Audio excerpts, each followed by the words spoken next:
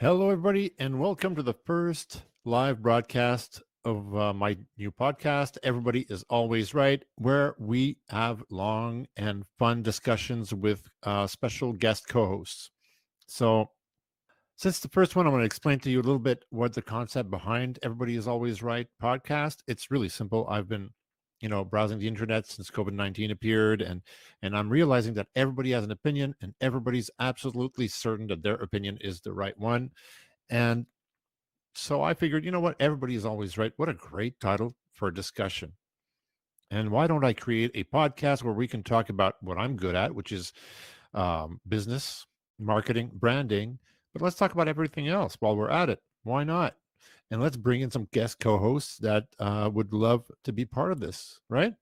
Um, so it may even end on arguments. It may be debates. It may be me saying, holy cow, I just learned something interesting. Whatever it's going to be, let's make it interesting. And I hope everybody's going to be aboard with us. So today, I will introduce to you someone that I've met through a social media app, a new one, a popular one, TikTok. So the first time I saw this guy's TikTok, I said, holy cow, I like him. I like him because he is what the new trend should be, and that is to be as genuine as possible and not be selling yourself and not be there telling people that, um, creating content marketing to better your personal brand to be able to eventually sell something to somebody. He's just there to help people through his own experience, and he's created an amazing way of doing that. So let me introduce you to Freddie Ward Jr. I call him a mentor for all of you, even the people that think that know it all already, because everybody is always right. This guy's interesting. He has a great life. He hasn't had it easy. Roller coaster life, like most of us. We don't say it out loud, but most of us have had hard lives, and so is he. And now he wants people to benefit from whatever his life experience has been. So, ladies and gentlemen, please welcome Freddie Ward Jr. Hello, Freddie. What's going on, my friend? Thank you so much for the invite and having me on, man. Well, Greatly thank you appreciate you. so much. Well, and feelings mutual. Thank you so much for letting me break the ice with you.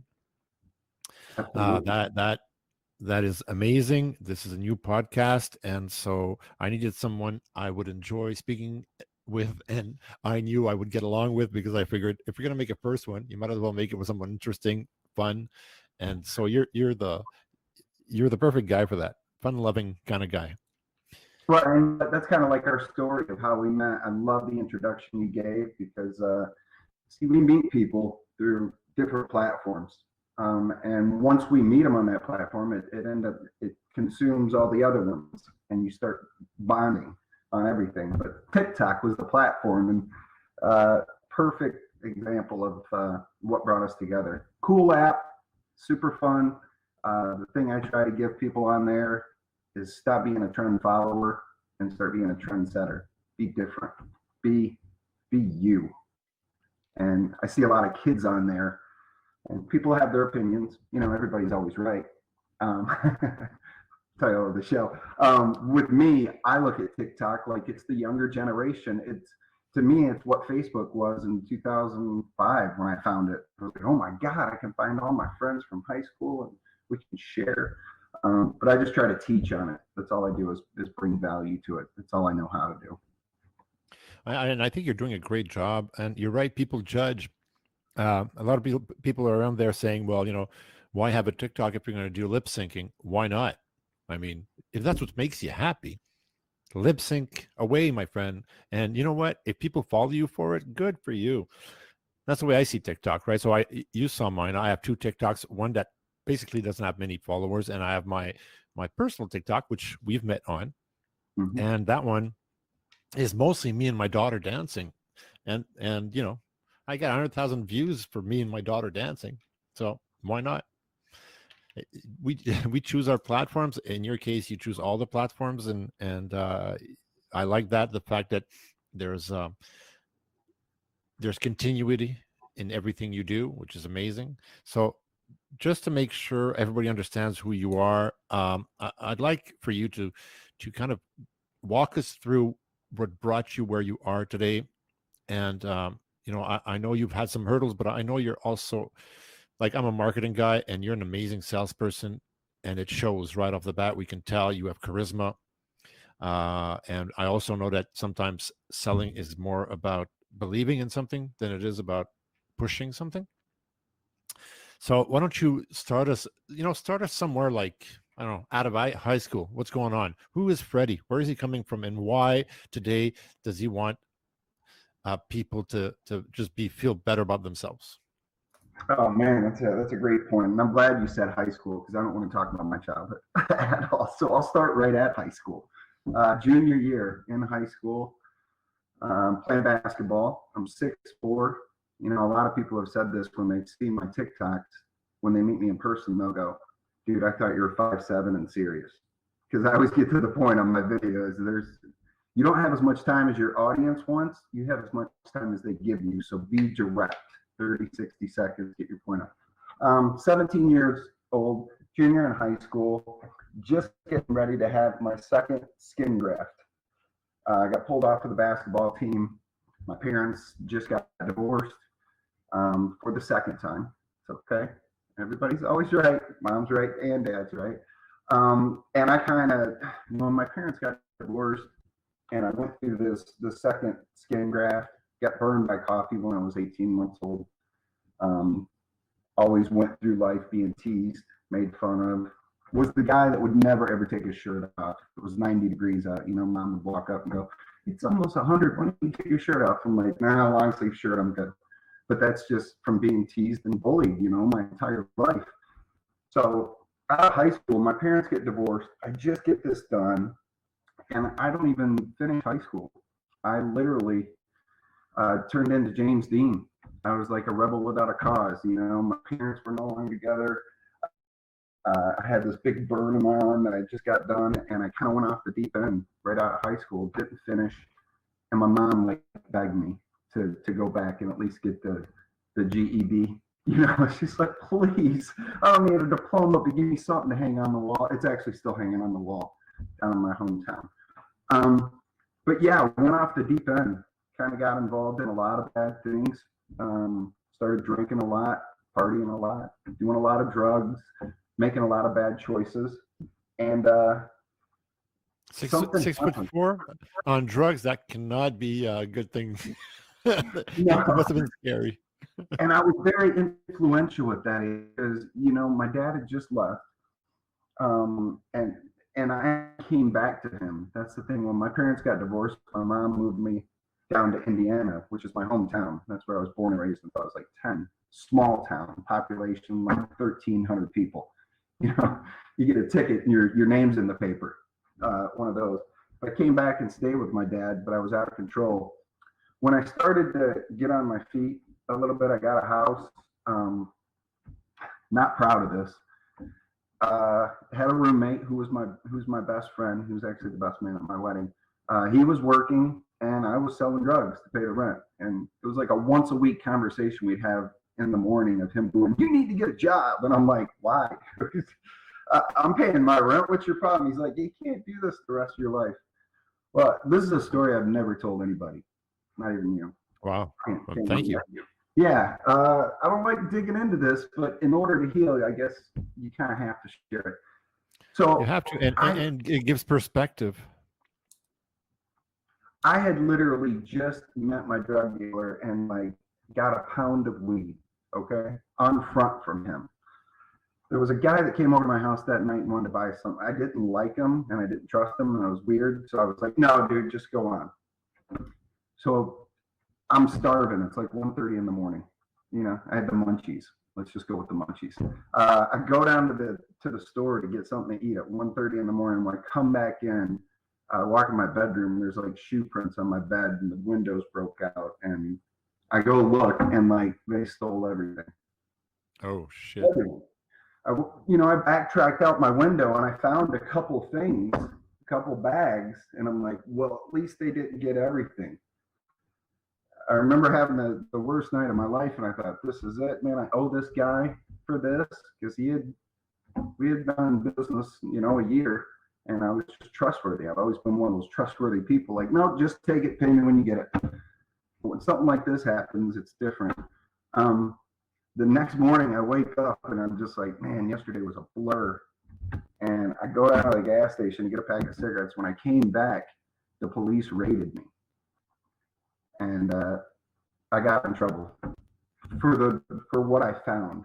If I would have got raided the night before, oh my gosh, probably I don't even want to think about the charge. I don't want to know, but it was almost like somebody was looking out for me for that to happen. But I still got in trouble for what they had found, and they tried to get me with intent to deliver. And that's when something snapped, and I'm like, what are you doing with your life? And I met this girl, and within 6 months, I had went from a drug dealer to adopting a daughter, which is my oldest daughter now, having a daughter on the way, and getting married, all within that 6 months. I'll never forget walking back into the court in front of the judge, and he's like, why shouldn't I put you away for 2 or 3 years? And I went, I got my wake-up call, man. I'm married now. I have a baby on the way. I just adopted my other daughter. I don't want this life. And you can't trade in something like I went through and think there's an easy way out, because that's not. Did I see an easy way out? Yeah, I'm going to change my entire life and I'm going to do this. But if you don't do it for the right reasons, then it's just it's a pivot in your life where you're like, oh, I'm going to go here, go there. But hey, it worked out. I got married for the wrong reasons. It's kind of hard to meet somebody, move in a week later, get pregnant a month later, and then married within 3 months. Like, I remember calling my mom, and she goes, you what? I said, yeah, we just got married. Huh? Like the Hall of Justice. I mean, there wasn't a wedding, but it was me going, I want to change my life, and I'm in trouble here. Yeah. So the wrong reasons isn't quite true. I mean, you got maybe into a relationship with that specific person for the wrong reasons, but at the same time, it's the right reason, because you were looking for the right path, and you figured, I'm a responsible person, and we were brainwashed to believe that being married demonstrate responsibility. So I understand that. And I'll tell you, it was great. The first year, amazing. Like, when you're going through pregnancy with your new wife and you're experiencing all these things. I was reading books like What to Expect When Expecting. I'm not part of that. First book I ever read, cover to cover, just because I was like, what is going on here? But it was exciting, and no book prepares us for that. No, it's an experience. It's a life experience that only going through it you can really talk about it. Exactly. And I had this overwhelming experience. I never wanted kids. I never wanted to get married. I was like a party guy. I watched my parents get divorced twice. Once when I was like 10, and then once when I turned 18, right before my 18th birthday, because I've seen parents stay together until kids turn 18, and everything's like, because it's one less to worry about.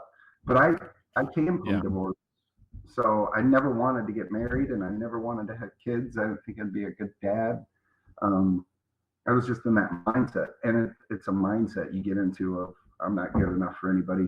I've been made fun of my whole life. Nobody would ever want me. I'm damaged, flawed. You know what I mean? Just so that everybody that's listening understands, when Freddie talks about that, Freddie, as a young child, had an accident and got burnt, a 3rd-degree burn on his arm, and that's what we're talking about when he's talking about damaged. Unless I'm wrong. No, you're 100% correct, because that's the world we still live in all these years later, 20 years later. I see these kids that go, and if they don't measure up to somebody else's opinion, they feel like they're broken. We're not broken. We're just people. Like I see people, and mostly kids. That's why TikTok is such a big part of my life. Is that I feel like if I can help those kids get some self-confidence, some kind of self-worth, where Listen, what should I do? Well, I did that. Nobody liked it. Great. Did you like doing it? Do it again. But nobody likes it. It doesn't matter. You got to stop wanting to like. And when you stop wanting to be liked and just start being you, you're going to attract people. It's weird and it's counterintuitive. That's easier to preach than to practice. I think even us with our experience and the fact that we preach that type of, we're still craving for attention. We're still craving for that the approval of other people. But you're right, we shouldn't be. But the fact that you condition yourself not to expect that or not to ask for it, at least, removes the edges off. I mean, people like positive attention, and that's the way it is, and it's always going to be that way. And people that don't are hermits. But but you're right. I mean, it shouldn't. At the very least, it shouldn't be a goal. I mean, I'm thinking about the Kardashians is a very good example of that, where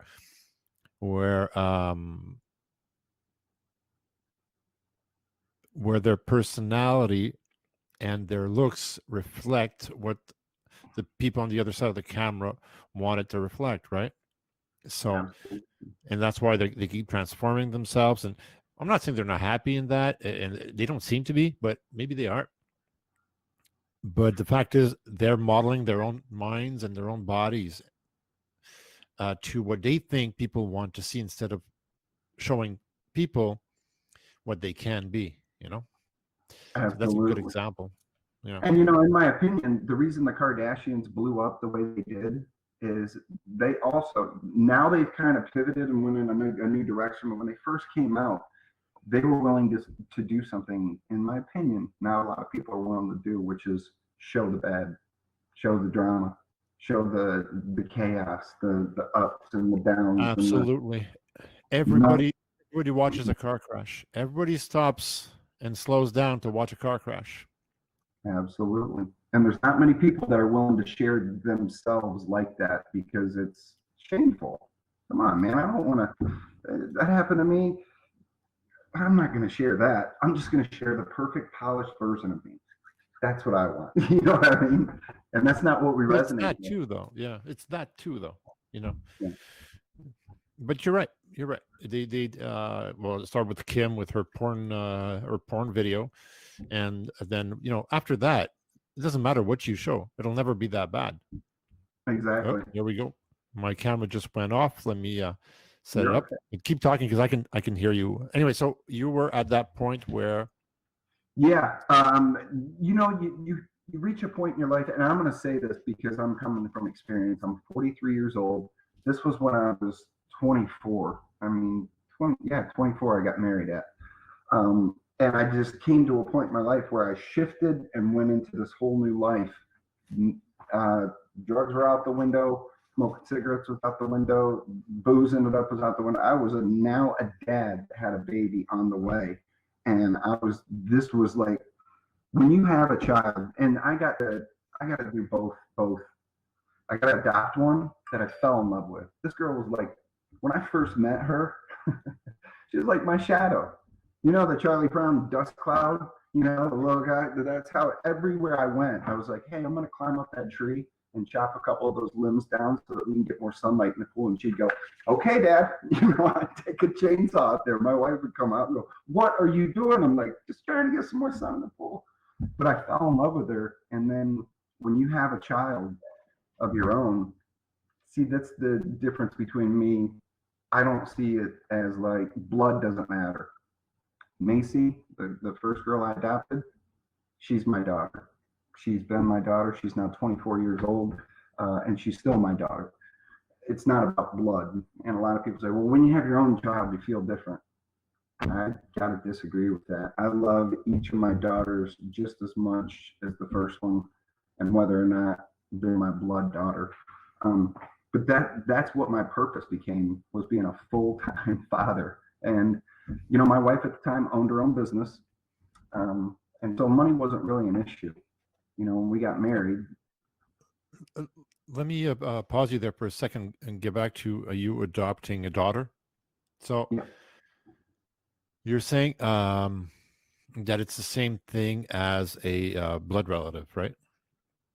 I'm saying the feeling I have for my adopted daughter, those are just as strong, Just as not genuine. stronger than they are, just as genuine as they are for the very first daughter, the girl that when you put me and her side by side, you're like, holy cow, like you look like a girl. Yeah, You know? I think so. I don't have any adopted children, but I married late, and I had my kids late, so I had girlfriends who had children, and I think that it's all about you, right? It's all about how you want to live that relationship. The same way that you can give too much to your spouse, and that you can open yourself, because too much is like not enough, right? I think that the love for a child has nothing to do with blood, as you said, right? So yes, there is something of seeing a child getting out of its mother's womb and knowing that it's your blood and knowing that it's part of you, and there may be a I don't know, if you believe in that or not, a link that, when they're in trouble and you're not around, but other than that, when it comes to compassion and love and the ability to nurture somebody, I think it's a choice. I think you can do that with anybody, and the longer you do it, the closer they get to you, and the more ingrained, and the more it goes into your skin. So in your case, for example, your adoptive daughter or your daughter, um, Mhm. you made that choice, right? You Yeah, made that choice the moment she came into your life, and so the moment that heart opens, it's open. It's like a lot of doors in life. The moment you open that door, it's open. The good ones, the bad ones, all of them, right? So I can relate to what you're saying. I I, I would have that automatic. No, hold on. Something's automatic. Sorry. So it would be automatic for me to open my heart to the kids of my ex girlfriends, which wasn't a good thing, because that didn't mean that she wanted me to open my heart to them as much as I would, right? but yeah, it's hard to control that because we just let it happen. That's if somebody doesn't want you to do it, it's like, sorry, this I'm just love comes out, and the more we try to hide it, the more it comes out as depressed or anxious. Or if people would just lead with love instead of fear, things would change. Not just with Absolutely kids. agree with you. You're absolutely right. So let's head into your professional life. So you went off drugs, got married, had kids, and you started working. What Mhm. were the first, like, what were the first impactful jobs you've had? I'm different. Like my first job was McDonald's. But 60. Um, the most impactful one would be the decision I made at 19, and everybody told me not to do it. I started selling cars. I went to a Harold Ziegler at 19. I borrowed some clothes from a friend because I didn't have any like dress up clothes. I had like party clothes, but I borrowed like this shirt and pants, and I had to borrow these like dress up shoes from my other buddy, but they weren't dress up shoes. They were like boots. And I remember walking into Harold Ziegler and applying for a job. And 3 interviews later, and the one question that they asked me that changed me forever uh, at that age, which was, if you could change one thing about yourself, what would it be? That was the what was the last. answer? I said, dude, I love myself. I hate the way I'm dressed. I borrowed all these clothes from friends, and I see all these guys walking around in suits. The one thing I would change about myself is I should have shown up looking more professional, but and he Wow. goes, come back. He came out of the interview. This is the third interview process, and this was the owner's son that asked me that question. I remember just going, Fred, don't lie, just be honest. He walked out. He came back in. He sat down and he pushed this envelope over to me, and he goes, come back Monday morning. Go get yourself some clothes. And I don't know what I was expecting. but I just picked the envelope up. And when I got out to the car, I sat in my car and I opened it and it was a check for $2,500. And being 19, handed $2,500 and told to go get clothes. Bad idea. I went to the Men's Warehouse and got put together like Julia Roberts in Pretty Woman. I walked out of there with 3 suits for $2,500. I'm talking shoes, the whole works. But I'll never forget my first day at work. I showed up and this guy goes, "Man, you're dialed, dude. You're looking sharp as a knife." And I'm like, "Yeah, I got 3 suits, sharp suits." And he goes, "What are you going to wear the rest of the week? We work 6 days a week here." I was like, oh man, that guy put me together. But it was That's a that good was the most point, though. intense decision. You can't give a 19-year-old. I could have went and got clothes for months, but yeah, I learned right then and there that I could make my own wage. I could be in control of how much money I was allowed to make. Up until that point, it was an hourly job everywhere I worked. I was a bagger at a store, anything and anything. But sales at 19 taught me a lot about life. Like I've been doing it for 23 years now.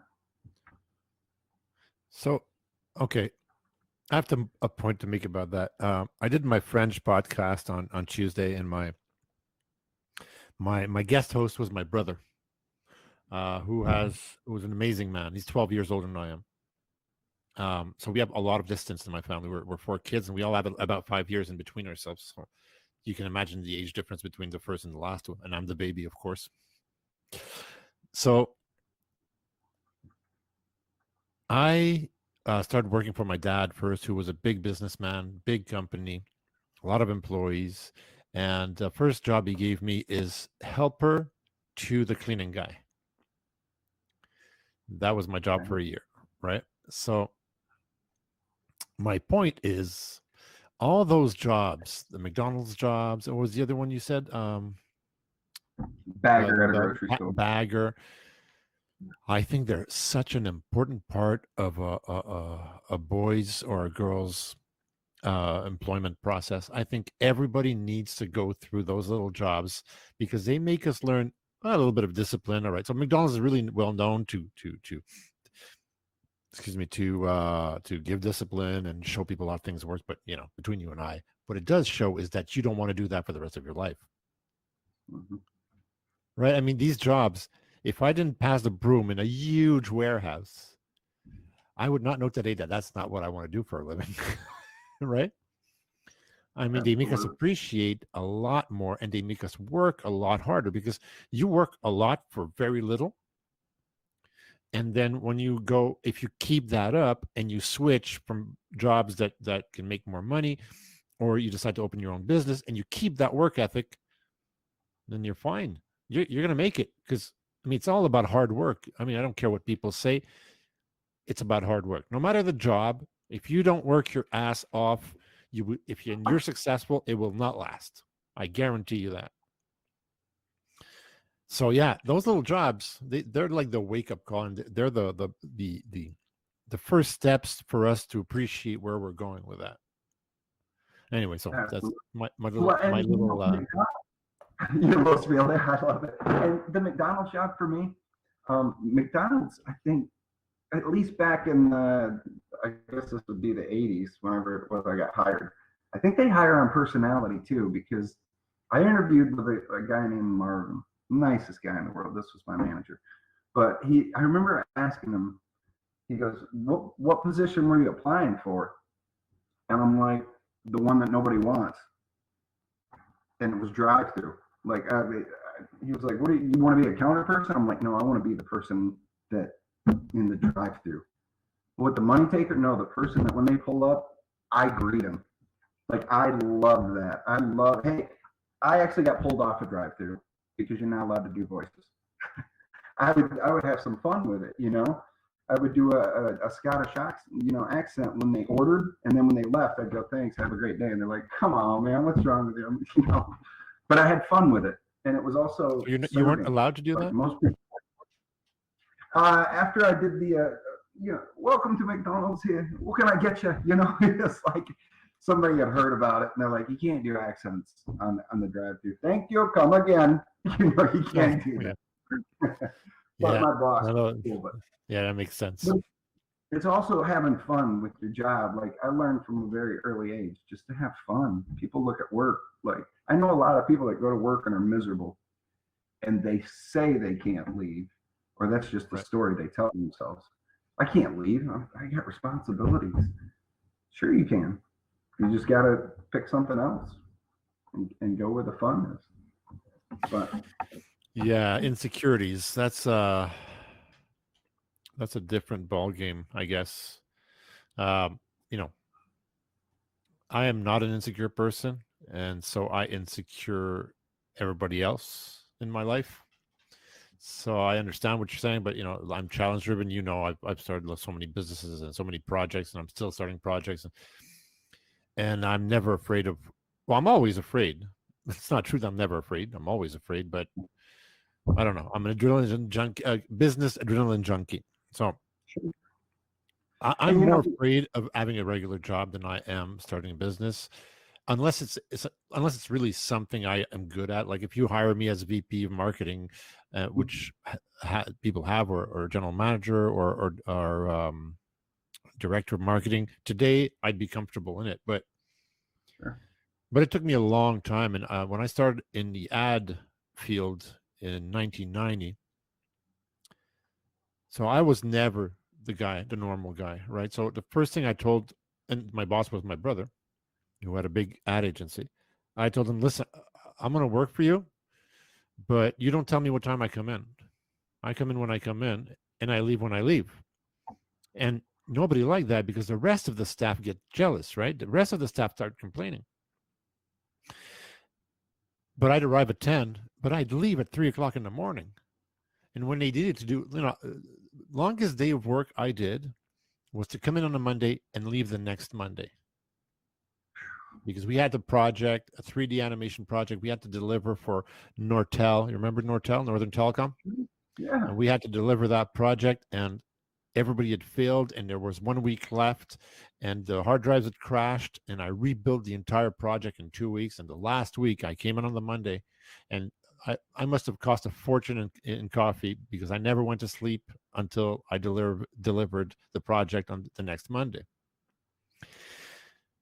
So that's I can't be that person where first of all, if I want to wear a suit, I'm going to wear a suit, and if I want to wear jeans and a sports jacket and I'm with the president of the United States, so be it. That's who I am. I am that guy. I am the businessman that's an artist at the same time, and you got to deal with my jeans at the same time as you deal with my my suit. So I don't know where I'm going with that, but anyway, point is, not conforming and changing jobs and deciding to go where you need to go because you're insecure. I mean, I'm alive. I have beautiful children. I have a decent house.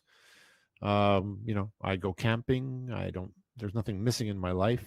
So somewhere taking risks and falling down, and God knows I fall down all the time. I still do. I'm still there, still having fun. Like, look, we're doing a podcast right now. That's a risk, right? Everything's a risk in life. So yeah, anyway, so I agree with you. All that to say I agree with you. It's the longest I agree with you ever. That's really what got me into entrepreneurship was that whole the job. Like I've always in my entire life always been a shades of gray person. Like when I show up to a job and they have their black and white and they won't, it's hard to listen to the opinion of someone who won't take your advice. Like somebody's always got their opinion. They're always right. That person that's always right, they're not learning. So the title of the show, I loved it the way you put it, everybody's always right. Everybody is always right, but the one who usually isn't learning. I'm always wrong.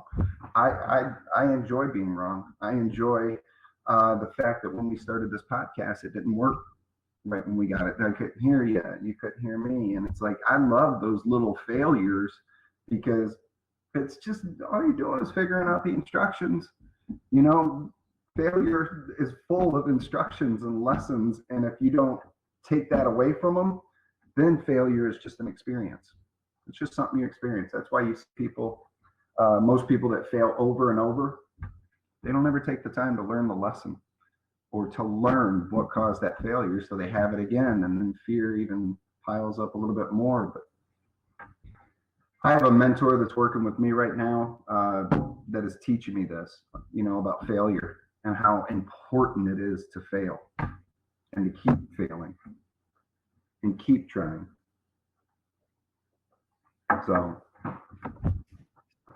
well, I agree with your mentor. My life is a series of failures. Hey, everybody, let me rephrase that for you. My life is a series of failures. Yes, it's the same phrase. The fact is, every day you fail at something. Every single day, no matter who you are, whether you're Bill Gates, Bezos, every day you fail at something. And every day you get to get back up and try again. And you know that thing where everybody says it's not about the goal, it's about the journey? sure. So that's it. Failure is just another beginning to another journey. Well said.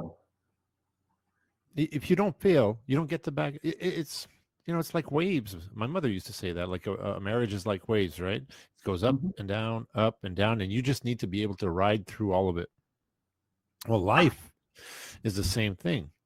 Sometimes you get calm waters, but every time I get calm waters, I get worried. Right. I mean, something big is coming. I'd rather those little waves the whole time than at least I'm comfortable in those little waves. But yeah, I mean, fact is, failure is the path to success.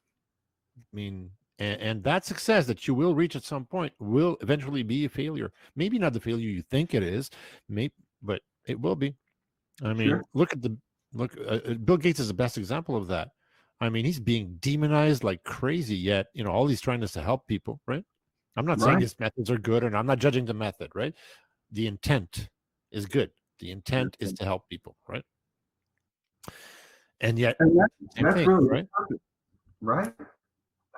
To help. Yeah. Like what you're doing right here, this podcast, I know everything starts somewhere, but the mission of this podcast, and I heard you say at the beginning, was let's just help. Let's help some other people. And when you do that with intention, and it's a good intention, and it's a genuine, authentic, real intention, sky's the limit, because you can just keep reaching and just keep helping. So okay, so now we went through a little bit. So you went into sales, car sales, etc., and you were a good salesperson. So let's get to the juicy stuff. Right now, as of maybe a few years ago, you've changed the direction of what you want to do, and you want to have a selfless professional life. That's the way I call it, right? So why don't you tell us what it is that you do now and what direction you're taking with it? So we were talking about helping earlier. So this direction that life took me 2 years ago, it started from me, and that's it. It was selflessly helping somebody else. I started working with coaches and mentors that were teaching me principles, strategies, tactics, how to actually take a person from here and get them to there. And the only reason I know this is because I had to go through the process myself. It wasn't one of these courses I could take and then all of a sudden I had the magic answer. It didn't work like that. It was literally a 3-year process of getting out of my own way. And once I did it and I like to say this, through the looking glass, like the way I'm looking at you right now, I realize it's just you and I. And that's the first thing I started teaching people to overcome, was the fear of when they get in front of this camera, they do any kind of video, they think millions of people are watching them. I was just fascinated with this world of media. I've always loved it. I've always loved being uncomfortable and pushing myself past what I don't think I could do. And that's the direction my life went in. I started this coaching group. It was just called Growth Ward Coaching. And basically what it was everything that I had learned from all these coaches. Like I got certified with Grant Cardone in sales coaching, and I got mentored by him for 2 years. And then I started working with Bold Worldwide, Brian Cristiano. He's in New York. I was working with Hank Norman. I was working with a spiritual coach. I did it was actually almost a year of spiritual coaching. You'd be amazed at how important spirituality is in your, like you had mentioned, the journey. It's not about the destination. It's who you become on the way to the destination.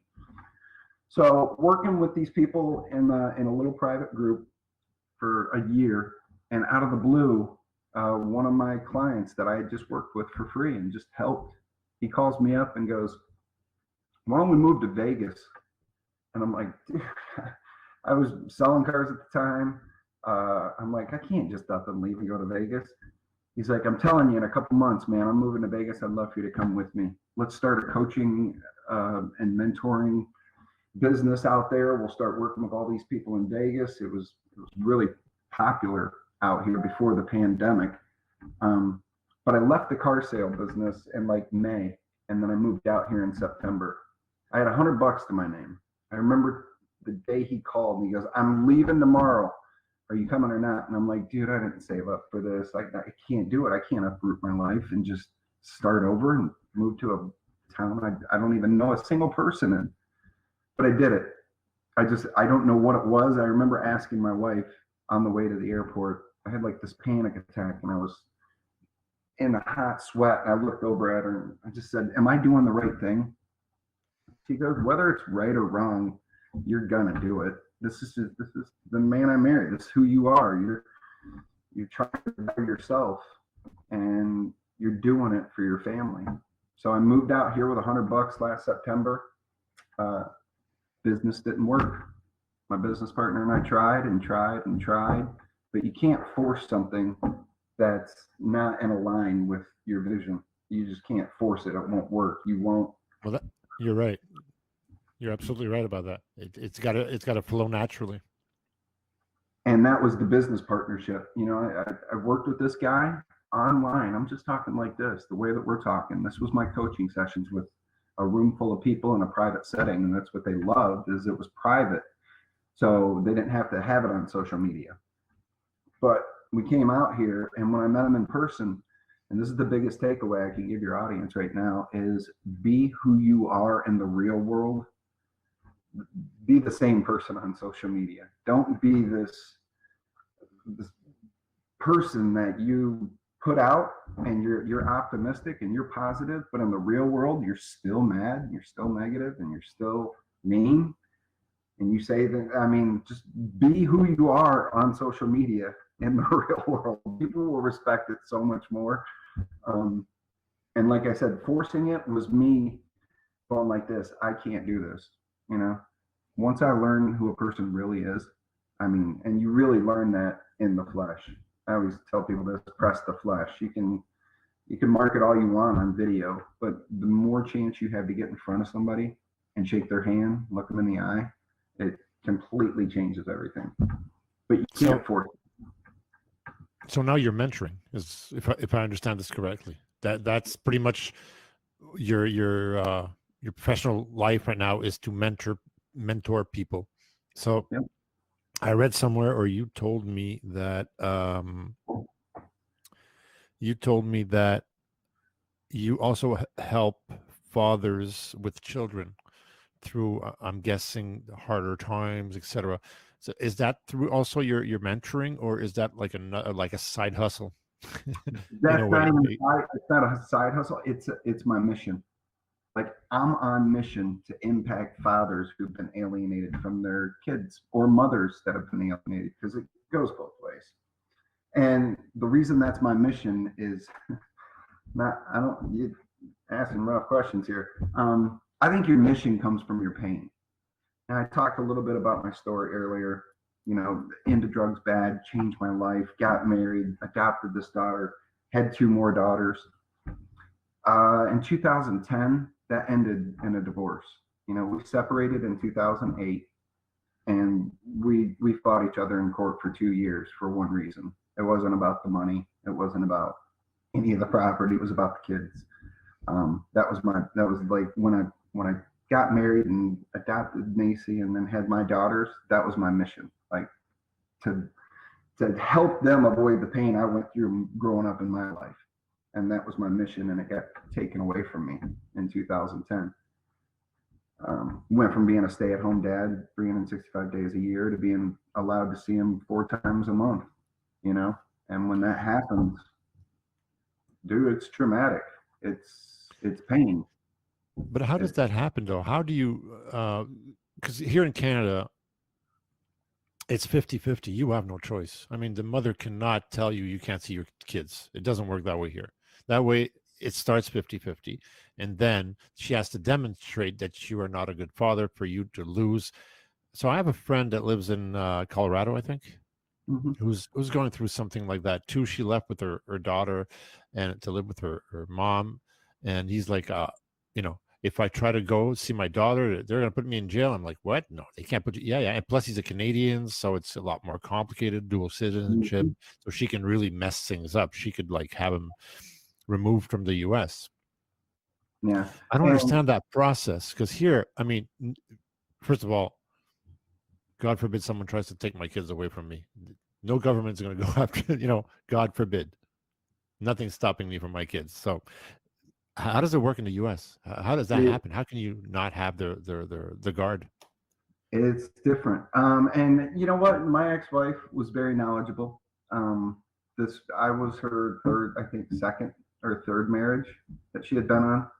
And the daughter I adopted when we first got married had never seen her biological father. She actually saw him out when she was 18. And that wasn't his choice, I guess.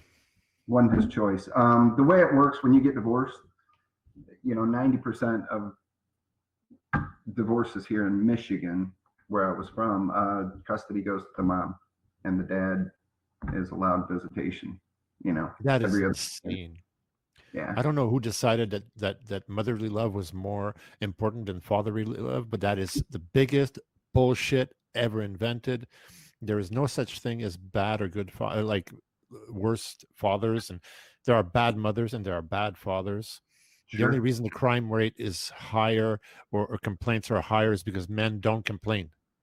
I mean, men get emotionally destroyed, psychologically completely destroyed, and we just don't complain, and we hope the next day is going to be better. Sure. And that's the only reason why there are less statistics. That's the only reason. And I know men that are mental and blue, and we're violent, etc., and that don't deserve the recognition. And I'm not talking about those men, but there are other men that were brought to crack, that were pushed all the way there because we're taught that we can handle it, and then the emotional baggage and the continuous stabbing. People don't understand that. A lot of women and some men who haven't lived through it don't understand that it really hurts, like someone stabbing you, and you wake up in the morning and you feel guilty because you believe all the nasty things that are being said about you. And so I don't understand how any court system anywhere at any point in time decided that motherly love was more important than fatherly love. I will never take away the importance of motherly love, but fatherly love is just as important. Like, not an ounce less or more. It's equal. Are there assholes there that are fathers? Abso-freaking-lutely. There are plenty of jerks and assholes, but you know what? Most of them are married to assholes also. So at the end of the day, yeah, sorry. It's something that really bugs me. I mean, I've seen men go through so much. I keep telling people that it's like someone, because people say, well, it doesn't hurt the same. Like a man hits a woman, it's going to hurt a lot more than when a woman hits a man. And I keep telling them, okay, If I take a pen, right, and I just go on your foot, and every day I just prick your foot nonstop. I just never stop. I prick your foot. I prick your not hard. I just prick your foot. Tell me after 10 days you're not going to blow up. Tell me that you can handle that 10 days every day nonstop someone pricking your foot. And then you blow up and you tell the judge, "Well, she was pricking my foot." Right. The judge's going to say, "What? You just blew up because she was just pricking your foot?" But why didn't you take your foot off? Well, I couldn't because, under my foot are my children that I'm protecting. So anyway, sorry, but that's something really close to my heart. That battle, that it's something that really upsets me. Sure. And you know what? I get these Facebook memories from 2010, just recently. And when they pop up and they show you, like, it'll be a memory that says, "Going to court. Oh God, I hope I just get to see my kids this weekend." And then at the bottom, it says, "Wife didn't show up. She's in Jamaica." It's like, I'm like, man, it was an ongoing process of fighting. And here's the thing that really, really didn't help me at all. I told you my wife owned her own business. She owned her own business. So when we got divorced, business was in her name. I didn't want anything. And then to top it off, her brother was a cop. So like she knew how the game worked, but she used the kids as a game. It was sad, terrible. And that's my greatest pain. And like you said, you don't agree with it. Well, that's why I'll spend the rest of my life. Anybody reaches out to me that's going through this, being alienated, I will walk them through what I had to go through, which was document everything, every phone call, every text, just show the documentation of the brutality that a mother can do, or a father. It can go either way. I just know. But it's not. Yeah, it's not the same brutality. That's where the problem lies. It's that we underestimate the damage of words. Couldn't agree more. And men think they're so much stronger than they really are, and when they blow a fuse, they're usually way past that line. Absolutely. And my marriage, it was a toxic marriage. I mean, maybe I was the problem. I take some of the responsibility. I take 50% of the responsibility because it was 50% my fault, but it takes two people. But yeah, it was a bad situation. And that's the one problem I see in the world today that still exists. That's something I will spend the rest of my life trying to fix for other people, because it's the thing that hurt me the most. That's my greatest pain, man. Are your kids back into your life? Are your daughters back into your life? That's why I came out here last September. It's been an ongoing fight. And Michigan is different than Las Vegas laws. So the people that I've met with out here, not to mention my daughter just turned 16, the other one's 17. So now they're finally at that age where they can choose. They can choose. Up until then, were they brainwashed? Like, again, another one of my friends, his wife left with the kids, and she may not realize that I'm not going to put intent in anybody's mind. Like, I don't know. I'm not there. I know him. I know her. I used to love both of them. Sure. But what she did to him is inexcusable. And now the kids believe everything she said, right? And he was never there to defend himself, because she okay, so over here, you can't leave the country if you're divorced with the kids unless you have a signed paper, either parent. Okay. Mine's done that with my kids without my just for. So you can't here. They'll stop you at the border to ask for the paper. You just cannot leave the country with your kids unless, if you're divorced without the parents, unless you have a paper from the court saying that you can, right? Right.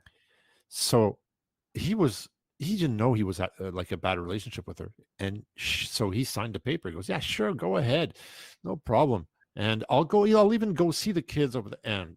It blew up from then, and then it made financially, he was like wealthy at the beginning, and at some point he stopped being wealthy, so it was complicated for him to go and see his kids, but she wouldn't send him there, and it really became complicated. And so the kids believed and still believe to this day that their father abandoned them, Oh, wow. right? That's, and see, yeah, I like where you're going with that because my wife tried to alienate me, but that's one of the most amazing things about social media and all the platforms. You could still reach out. My kids know. They're I've always had that communication still open when their phone numbers were disconnected and I couldn't call them anymore. Dude, Right. I can still figure out a way to reach out to them. I can get a hold of them right now if I want. And it's through social media. It's and they see it when they see it.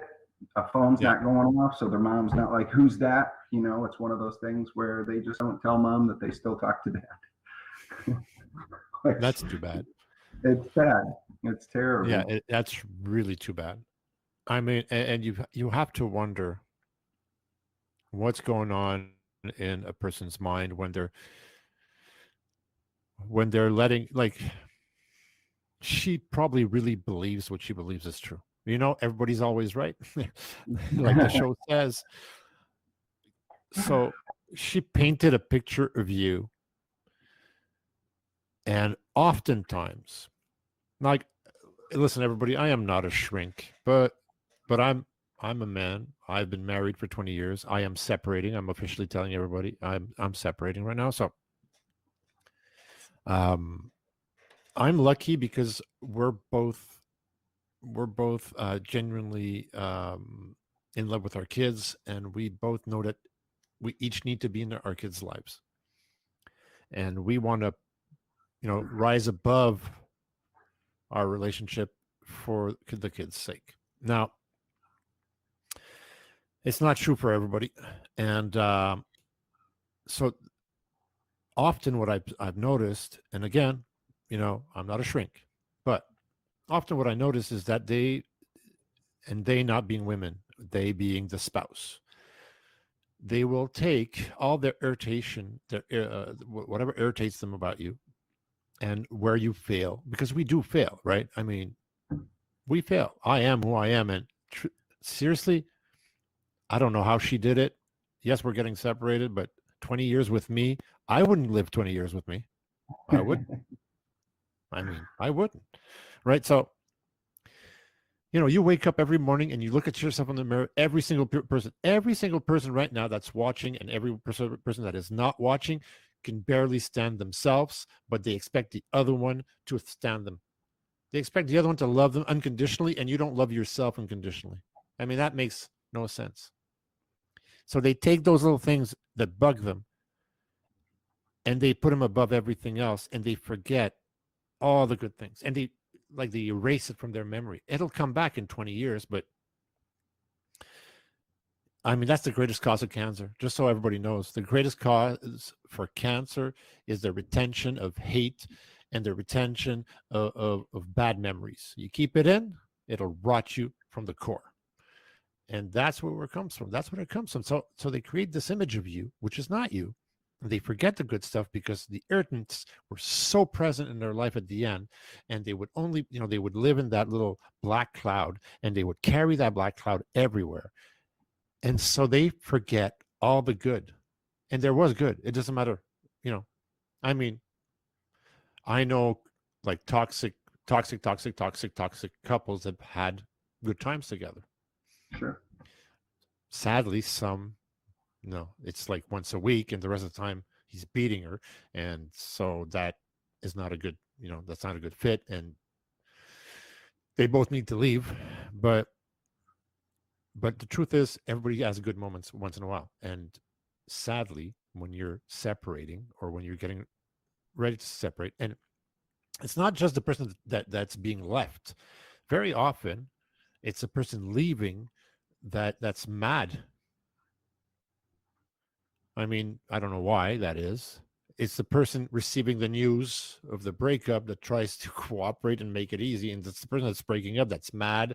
And that the nicer you are and the more compliant you are, the madder they get, Right. because they're punishing you by leaving you, right? So you're not supposed to be happy. You're supposed to, like, understand that I'm leaving you, and you should be crying. And exactly. So Okay, I'm going to come back to your story now. Sorry, that's what I do all the Yeah, time. I love it. I'm going to come back to your story, and I think that your strength is what makes her fight it. The fact that you're a positive person right now, what you're doing right now, talking to me and being on TikTok and telling people how to be themselves and to accept themselves, is exactly what she's fighting. Because what it's telling her is, you don't understand what you did to me because you're happy, right? Yeah. Absolutely. So yeah. So I'm happy you help men and their kids, or men with their relationship with the kids during a breakup. I have a friend that does that here in Montreal. It's called Papa Solo, and it helps. Like he's trying to get this organism. Is that organization? Sorry, Mhm. so that, because there's a lot of safe houses for women, right? If they can Mhm. leave and go there and they're protected, there are none for men. Yeah. So And, if and you, a lot of men, personally, they just pile it on until somebody actually sits down and starts dragging the stuff out of a person. yeah, The typical guy will just pile it on and just deal with life until he but realizes there are steps you can get. There are steps you can take that will help the situation. There are certain but things you can do. but if a But man leaves, he's an asshole for abandoning his family, and if a woman leaves, he's an asshole for pushing her out. everybody's right. Yeah, exactly. Everybody but the man. I mean, we live in a society, and I used to say that when I was a kid, right, in the 90s. I used to say, but we weren't there yet. But I used to say, my mom is a very eclectic person, and we could have, like, at 13, I would talk about sex with my mom, and my mom obviously is like everybody else's grandmother, right? My mom is 92 and I'm 50, so it gives you an idea. Right. And we were talking about that, where she was starting to notice that men were being less and less masculine, less and less solid, right? And pink was coming and all that, but she liked it. But there was aspects of it saying, men have to be careful not to lose society's respect, which, by the way, is lost. So, to all women out there saying patriarchal, etc., you're absolutely right. It is a patriarchal system, but you forget that it's the 1% of men that control all of that. The 99% of other men are just workers. They don't control. They're not trying to be patriarchal. They wake up in the morning, they go work, they grab their money, they come back, they give you the money, you manage it, they go back the next day to work again. So yes, it's a patriarchal system. You're absolutely right, but that doesn't mean all men think women are lesser. They don't. Actually, most men don't even think about that. They're not that smart. We're not. We're not. We're not overthinkers. Men don't overthink. Women No, do. Women think about one single subject about 100 million times more than a man does. And I'm generalizing. There are women that don't, and there are men that do. And but basically, every woman I know and I've met, and I've met plenty. I'm not about dating. I mean meeting. right. I know very strong women. I have had the pleasure to meet many of them, and I am an advocate of women in strong and powerful positions. I think we do need more women as presidents and vice presidents of companies and industries. I am absolutely for the fact that women should endorse other women a lot more. I think you guys do a lot more damage to each other than men do to you at this point today in 2020. Um, so that being said, men don't get the support that they need in that system. And so I was telling my mother back then, so I was 13 when I said that. I said, Mom, it's an elastic. Men have pulled the elastic so far down in inequality that at some point it's going to have to go all the way back up, where women are higher than men before it stabilizes back. And I was 13 when I said that, and we're living that right now. So if you look in media, and it's worse here because in Quebec, Quebec has always been matriarchal. We're in a place where like I said, men would work, women would manage the money, women make a lot of the decisions. It's very matriarchal. And, Yeah. and if someone doesn't agree with me, it's fine, but I'm always right because that's the way it works. Um, so so that's sorry. See, the joke just made me lose my thought. But so where was I, Freddie? What was I saying? I Well, was we were saying that talking about the women are elastic, way more important than men, and that's just right? the way it should Okay, be. so in media today, men like women are strong. And when I Mm-hmm. say media, I don't mean like the news. I mean like advertising. Women are Yep. strong, and men are a bit of a dumb dumb, right? And most of the commercials you'll see that. I mean, the wife is going to make a smart remark, and the guy's going to be an idiot, and he's going to the fridge and not understand what she meant. That's it. So, right, right. So that's how we're being portrayed. And to all you men, we're going to go up and say, yeah, well, us men, it's not fair. Listen, it's fair because for 100 years we were assholes. And so the elastic has to go the other way. You got to pay the piper at some point. And we're not done. We're not done being demonized. The best generation, I'm sorry to all the new generations, and the best generations is Generation X. Why? Because we didn't understand racism, most of us, not all of us.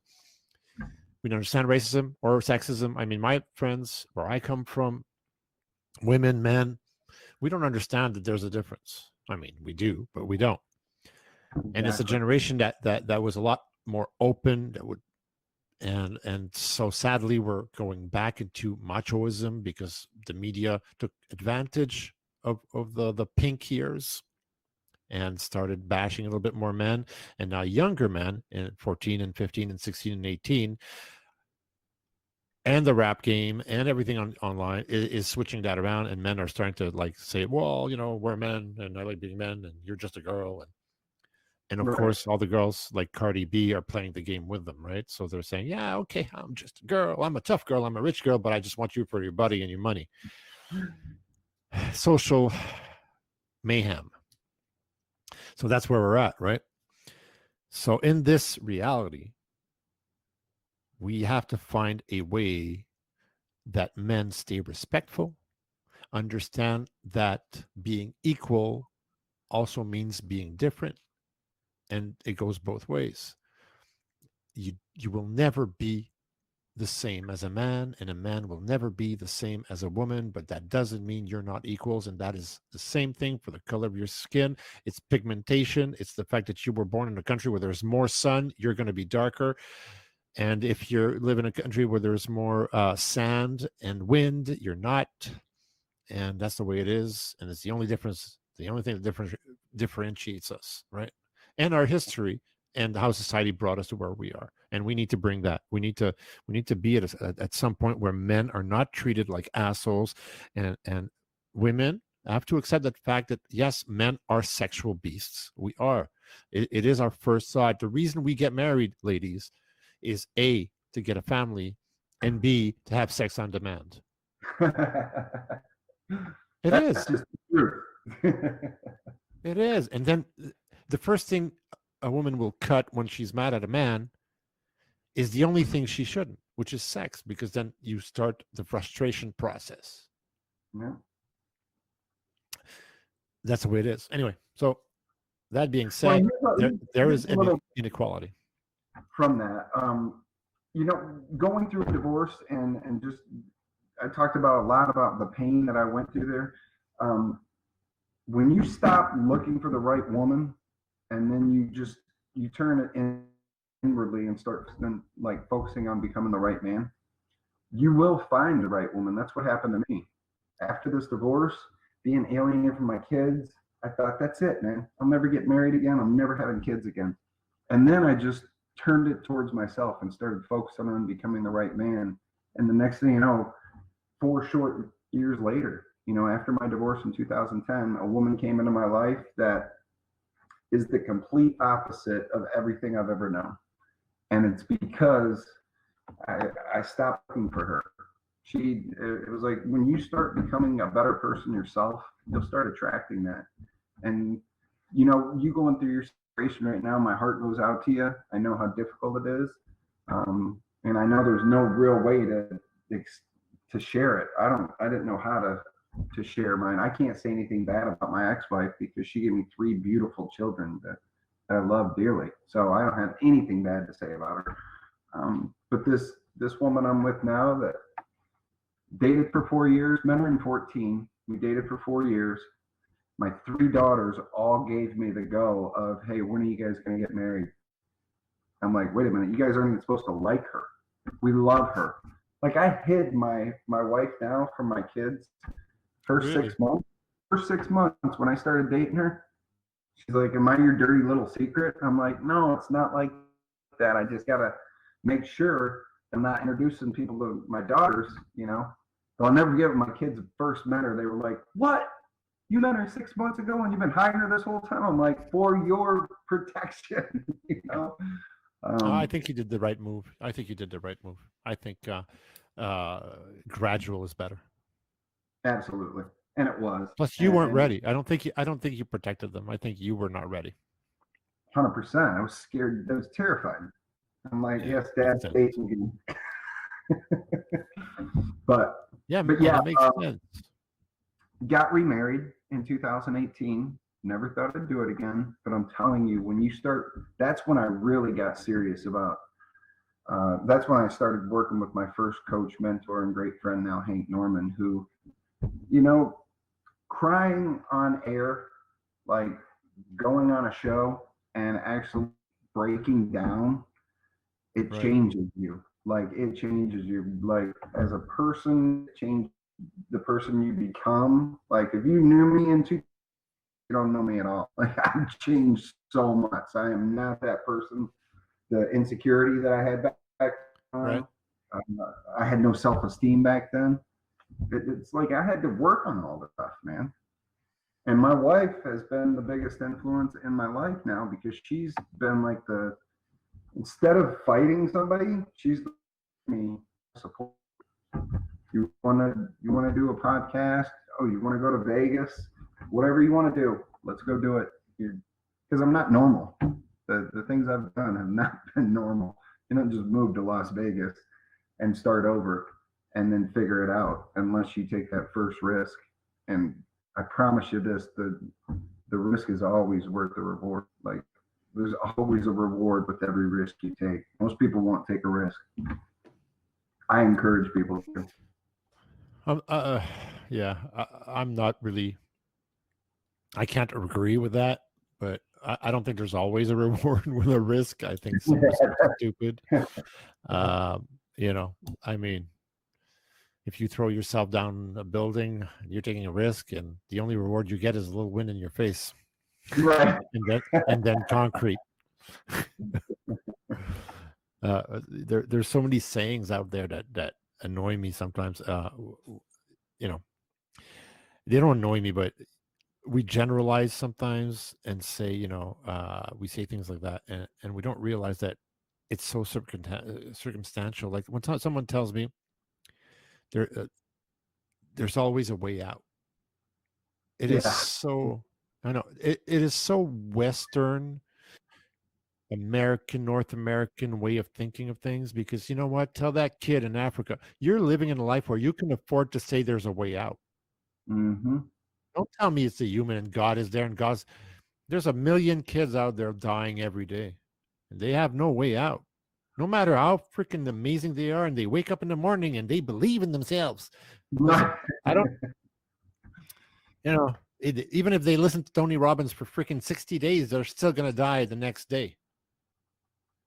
And people need to remind themselves that before they start saying things that are just not true. And they need to remind themselves, I'm talking about all those gurus out there that believe that this is a way of life, and that, if you think it, you're it. Listen, Right. what makes me who I am is every time I was wrong and every time I was right, and every slap in the face I got. And what makes me a success today? Well, first of all, I live in a country where I can be successful. I had parents that were there for me. I have friends around me that have success. I have examples through the internet that helps me promote what I want. I have what it takes. There are doors to open, but don't tell people that that's a fact of life and God put that in there. First of all, God, the moment he gave freedom of choice, got out of the equation. That's what freedom of choice is, right? He may, if you believe in God, he may open a light at the end of a tunnel to make sure that you see it. But most of the time, you're going to go on the other road because you have freedom of choice. He's going to give you choices, but it's your choice. And he's not going to meddle in your shit. He's not. Stop believing he's going to take you out of the puddle. He's not going to do that. And no matter the God, they're all of them, right? Sure. Yeah. You're responsible for your own life. Anyway, yeah. Absolutely. That's good stuff. Yeah. I mean, that's real talk right there. Because it's just that I hear so much, I hear it so much, Freddie. I hear it so much. Like everybody, every guru out there. I hear Gary Vaynerchuk, which I love, like 57% of the time. But don't tell me you can get the expertise on the internet you can get in a classroom. That's not true. I mean, maybe in his school system they suck, but there are good schools out there, right? I mean, and I said that on my last podcast in the French version. There's two ways to become a professional: experience and knowledge. So if you're willing to take the years to be as good as you are, you may have it naturally, but you'll still be missing something if you don't have the education. Mm-hmm. And it's constant. I learn something new every day. Like, this is not a one and done. A lot of people think that they can just do it for a month or a week or whatever. It's like, it's consistently getting better and learning. Like, Absolutely. Something every day. Absolutely. And that's what I love about what you're doing. I really invite everybody to go see Freddie's TikTok and Instagram, and at the very, very, very, very least, you're gonna like him. That's like if you're not gonna learn anything, and if you're not gonna relate to his message, you're at least going to like him. There are so many assholes out there that you're following right now on your Facebook and your YouTube. Why don't you follow one nice guy, right? I mean, just one. Make it Freddie. Oh, it's the other side, sorry. Make it Freddie. No, but I'm serious, man. I mean, the moment I saw you, I said, holy crap, this guy is so cool. He's so nice. You're the kind of guy, I don't know you and you're a brother, We've never met, and I know we'd get along. Maybe you've done some shit in your past, maybe. But the question is, where is it bringing you, and what's the next step? And maybe you'll do something stupid tomorrow. I don't know. Maybe. But you're genuine. You'll do it on camera. Yeah, you'll do it on camera. And people will see you do something stupid, and hopefully they'll be smart enough to learn from it, which they won't. But listen, we're human. We're a virus. We don't understand. We're idiots. People we keep putting ourselves up there like we're freaking geniuses. We're idiots. We're complete morons. We elect idiots. We keep making the same mistakes. We're destroying our planet. And some of us believe that we're not destroying our planet. I mean, come on. Seriously? We're destroying our planet. You don't need to be a genius. I mean, we're destroying our planet. I agree. Seriously. So listen, I'm going to go off topic right now because I'm getting way too serious. And we're going to get into some business news. I wrote to you today saying I want to talk to you about that because it freaks me out. So I'm going to do my little editorial about this, and I want to know what you think about this. So TikTok, Mr. Trump decided that since TikTok is basically a Chinese application,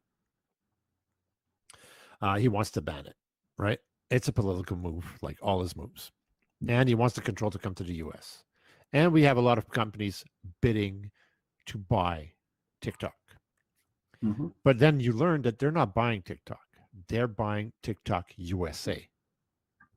And they're bidding for TikTok USA, which is the dumbest shit I've ever heard in my life. I mean, you buy TikTok or you don't, right? Now, the second thing that freaked me out is when I learned that Microsoft and Walmart are going to be joining forces to try or to bid to buy TikTok. So here are my thoughts on that. And again, Freddie, let me know what you think after. The worst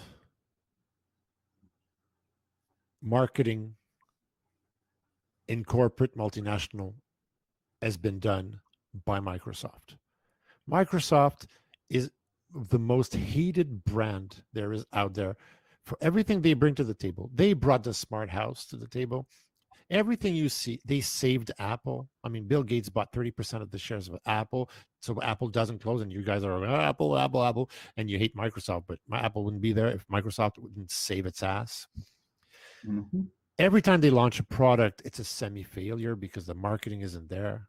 They bought Skype. Like, I'm not even going to go there. And now Walmart, who's losing its battle against Amazon, who had to save its own ass, had to bring in produce. Sorry, my camera out again. Amazon, who lost it was losing battle against Amazon. Now produce is saving it, but between you and I mean, not Amazon, sorry, Walmart. Walmart is not an IGA, right? It's a Walmart. Right. I mean, it's right. Same thing for what's our other friend, Target. You know, they're going all over the place to save their own ass. So they have a lot of marketing. They did a lot of great marketing for a long time, but now they have to spruce up their own image. Are those two companies who fail at integrating new companies into their system ganging up together to buy a fraction of a company? I mean, does that make any sense whatsoever to you?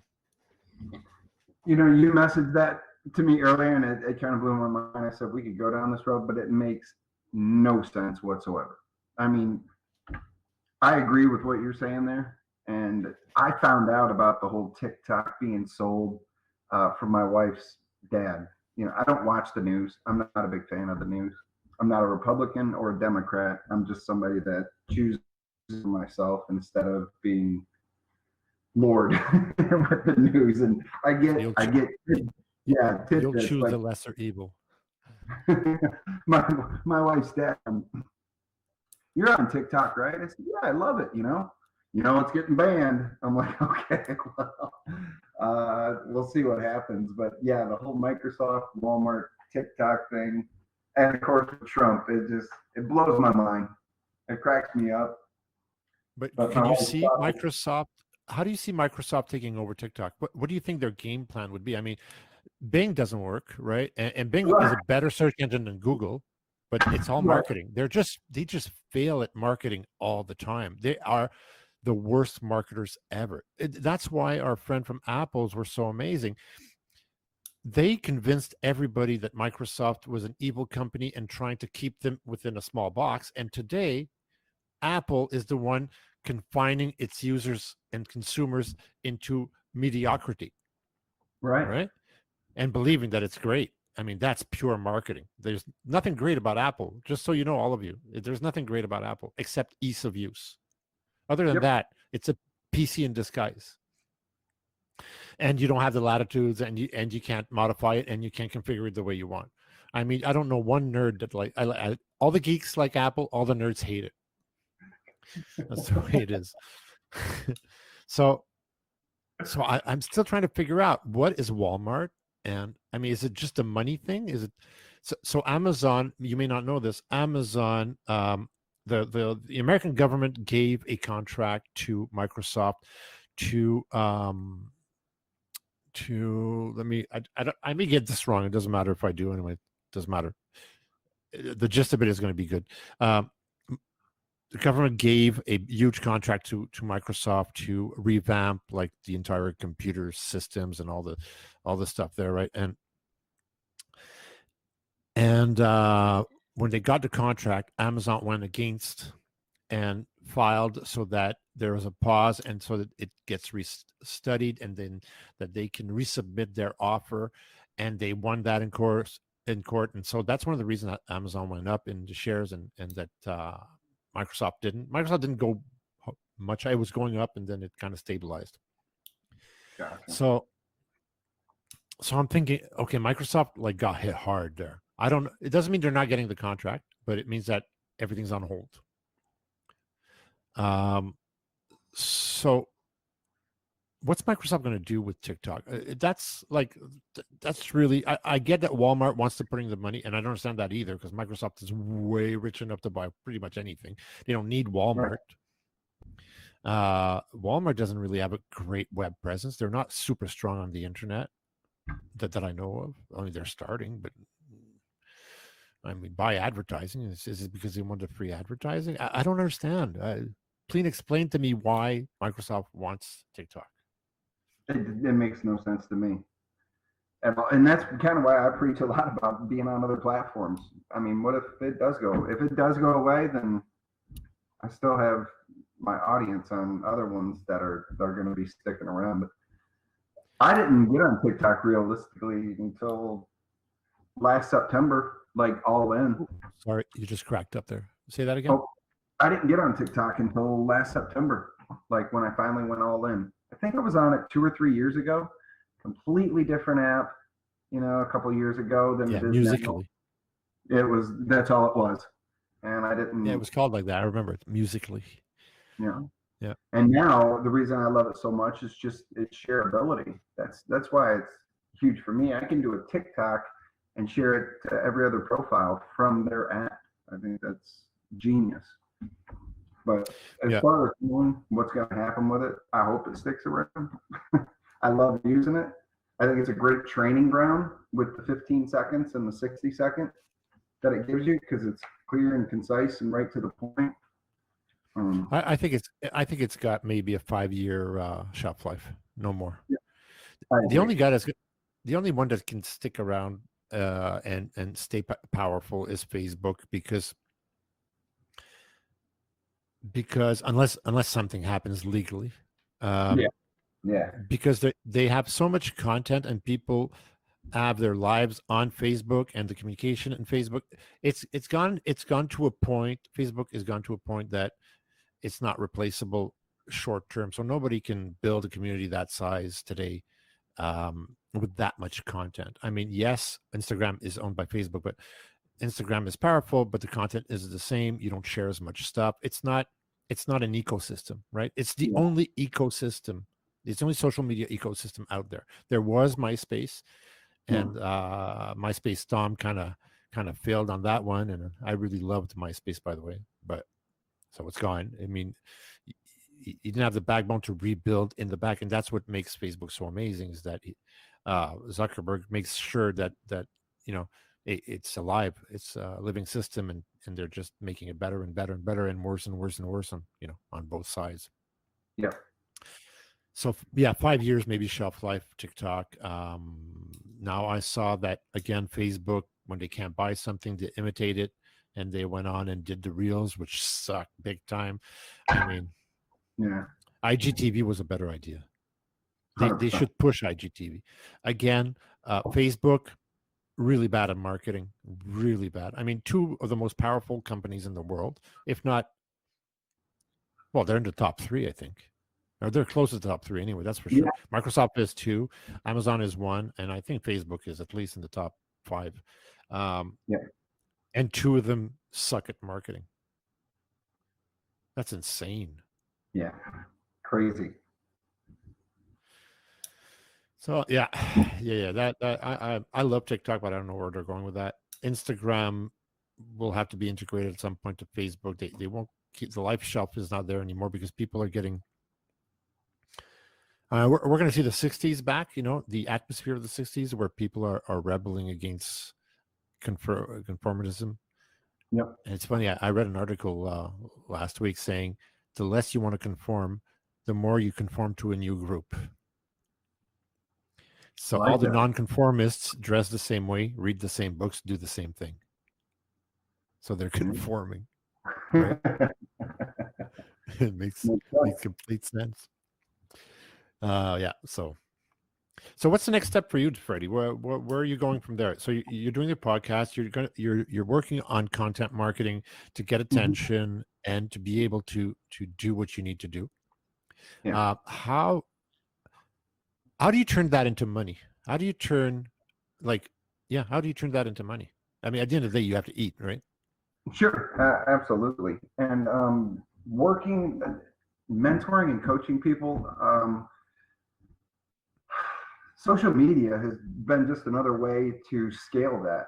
And when you turn it into money, you really have to provide results for people. And the way that I got started originally, when I first moved out here, is I did it all for free. A lot of people don't understand how to start doing it for free. Doing it for free socially. That means the people you're working with, start doing lives with them and bringing them on there, and helping take them from where they want to go to where they need to go. But other people reach out and want to do it privately, and that's kind of where the monetization comes in for me. Is I work with people one on one that don't want to do it publicly. I'll help anybody. Anybody reaches out to me or DMs me or just needs advice, tag me in any of your videos, and I'll give you all the free advice that I could possibly give you that'll help you. And I do that because I know you need more. And people that reach out to me privately, social media has been really huge for me. I have other lead sources that I work with. Most of my clients come off of people that are looking, like I said, for life coaching, or just that are dealing with how do I develop positive habits. It amazes me. Once you learn how to do this stuff, it amazes me because I remember being back there. Like, the one piece of advice I give everybody is when you wake up in the morning, don't grab your phone for the first 30 minutes. Like, when you wake up, make sure you don't Wow. sleep with your phone next to your bed, put it in a different room. Wake up in the morning and don't grab your phone for 30 minutes. So what's the first thing you should do when you wake up in the morning? Do you anything that That does not sound good, Freddie. well, not yeah, that sounded bad. But don't wake up and turn the negative news on. Don't wake up and grab all the problems that are waiting there for you on your phone. Wake up, and whether you drink water in the morning or coffee, I wake up and I make it a point to not look at this mind controlling device that's going to be in your hand all day long until I get my focus right. I spend an hour every morning alone with I do 30 minutes of, I might sit outside with a cup of coffee and just let my mind just wander. And I do the other 30 minutes, which is spiritual. I kind of just, it gets me motivated. It's something that just helps me. It's But your battery grabbing this, starter. yeah, first thing in the morning, grabbing this. If I don't do my little routine, it's like I can wake up, grab this, and just go all day long responding to, putting fires out here that I got Yeah, 15 that's what people I after. do. Sadly, I first of all, I'm not a creature rabbit, um, and I wish I was. I do not have discipline, and I wish I did. And when I mean not discipline, I mean that I am not a person that's going to make his bed in the morning. First of all, I don't Mhm. believe in making your bed, and I do it. I do it now, but I mean it's not a natural thing. Right. I am not a person that can wake up exactly the same time every day. It just doesn't work for me. And in my professional life, it hasn't always been easy because of that, right? Bosses expect you to be there on time, do the same thing, and obviously that's just not part of who I am. Yeah. And waking up and looking at my phone, I don't know. Let me think. Do I look right? So I wake up, I take my phone, and I run. Well, I do the little boy thing, and then I run, make a coffee. I mean, do not speak to me until I've had my coffee. You can speak to me, but A, I'm gonna look at you like I really don't like you, and B, I won't remember what you said. I won't. You can tell me whatever you want. just don't get mad at me in the morning either, because you're starting my day in a bad foot, and I always start in a good mood. I forget, and okay, so that's another thing about me that you may like, Fred. But my biggest quality Mhm. is also my worst enemy. I forgive instantly. Yeah. I do not stay mad at people. I do not carry bags of hate, and I just don't. And you may all think it's amazing, but it's not, because it gives the opportunity to scammers and bad people to go back and pick at you, Yeah. because they know that the next day you start over.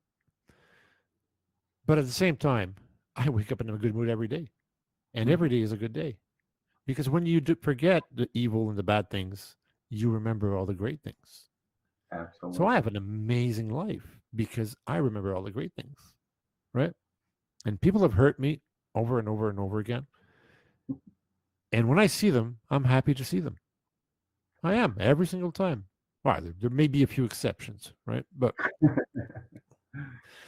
Um, but if someone stabbed me in a dark alley, which by the way has happened, um, would knock on my door and say, "Listen, I'm the guy that stabbed you in the dark alley," I would invite him in for a coffee. And I'd Right. probably ask him, "So why the hell did you stab me?"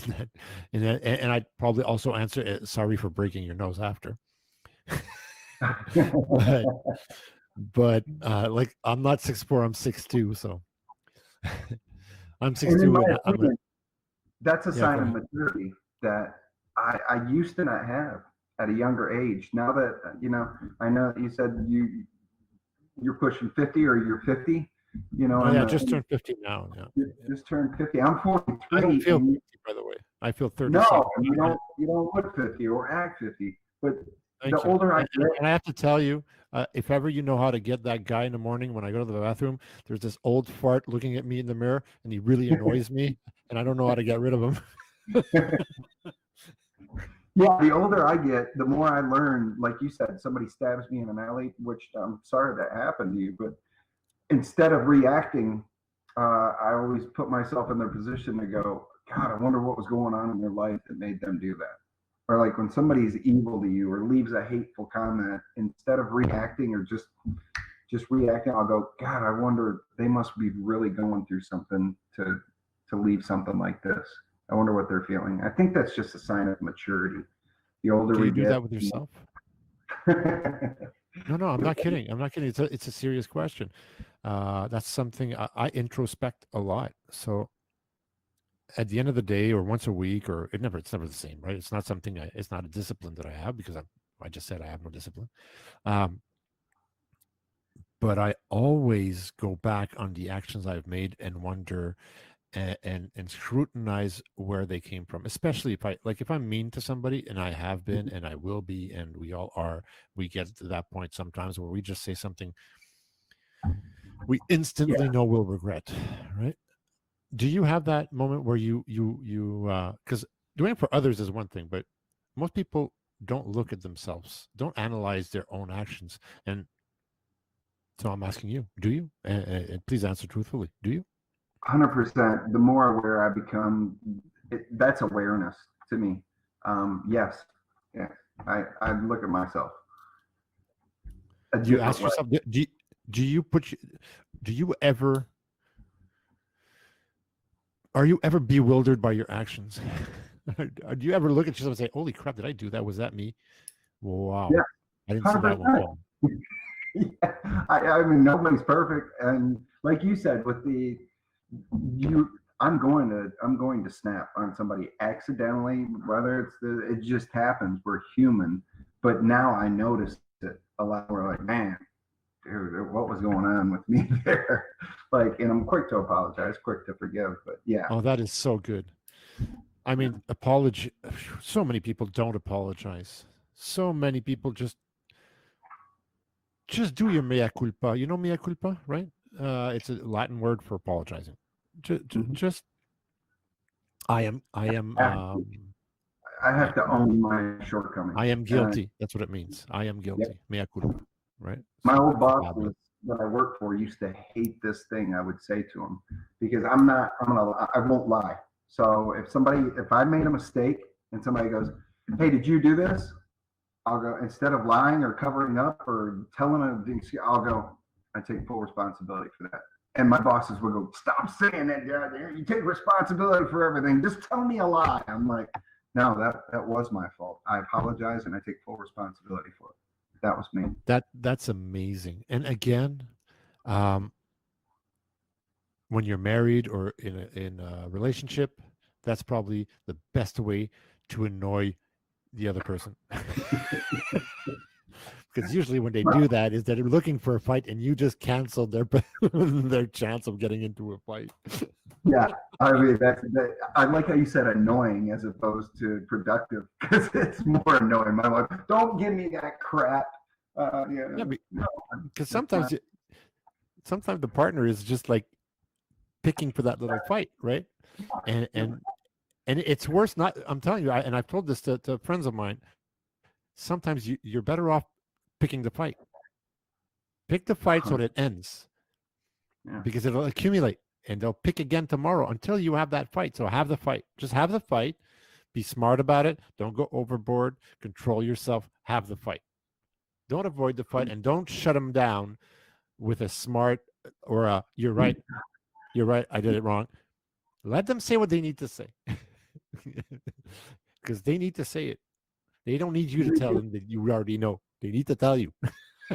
They do. And listen, just apologize, whether you're right or wrong. When you say, "Listen, honey, I'm sorry," they're like, "Thank you." Like, that's all I wanted. Okay. Yeah. Well, Yeah. Or apologize before they're mad at you. Yeah. That's right. even better. Yeah. Yeah. Yeah. So, oh, by the way, I want to apologize because, yeah, the kitchen. Yeah. So I cleaned it all up, but so, the jar of mayo fell on the floor, and you better tell them because they're going to clean it again. Because even if you cleaned it, you definitely didn't clean it the way they would. You didn't do it the way they No, no. But my wife kept telling me, "Oh, there's a problem with my mic. Sorry if it cracks. It peaks a lot." So my wife kept telling me, "Why did you stop helping me in the kitchen?" Right. So I cook though, but I don't clean. Well, I do, but you know what I mean. So, and I kept telling him, "But you keep redoing it." She goes, "Yeah, but you don't do it properly." But I do it the way I would do it. I mean, I do it properly for me. Yeah, but like, you should still do it because then it makes me feel like you're like you care. And I'm like, "Yes, but then you redo it and it makes me feel like you don't like me." Yeah, you don't care that I did it. You're gonna redo it anyway. Yeah, So exactly. That's it's funny. lose. That is funny. So, Freddie, thank you so much for joining my first podcast. You're an amazing person to talk to, and being so open about your life and who you are. Again, I think everybody should follow you. I think you should have a gazillion followers, and I don't think you should sell your mentorship. I think people should sponsor you so that you keep doing what you do.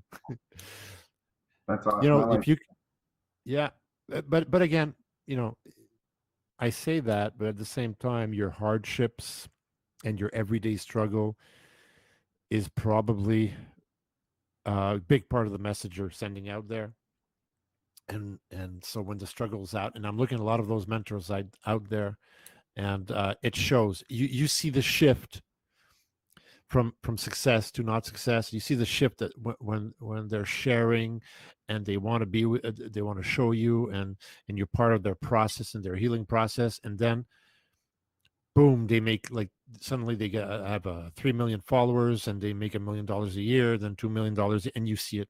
You see the message changes, and then it becomes a message of easiness, and how, because they found the formula, and they didn't. I mean, none of those guys telling you how to get rich fast, and even the guys that tell you you got to hustle every day, that's their story, right? It's not your story. You don't know what you need to get there, and that's why you have to go through all those hurdles. Maybe listening to those people is part of the hurdles, because you will probably, even if you do everything they say, fall flat on your face. 100%. And there's a reason for that. So I'm preaching to the choir right now. So I have this theory about natural picking, and it's not a theory. Actually, it's studied. When people tell me, listen, and Jeff Bezos is amazing, and I aspire to become the next Jeff Bezos or Elon Musk or Bill Gates or Gary Vaynerchuk or whatever.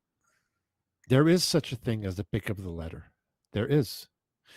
So the same person, you have 10 people. They all have the same qualities. They all have the same background. They all have the same educational background. They all have the same financial background.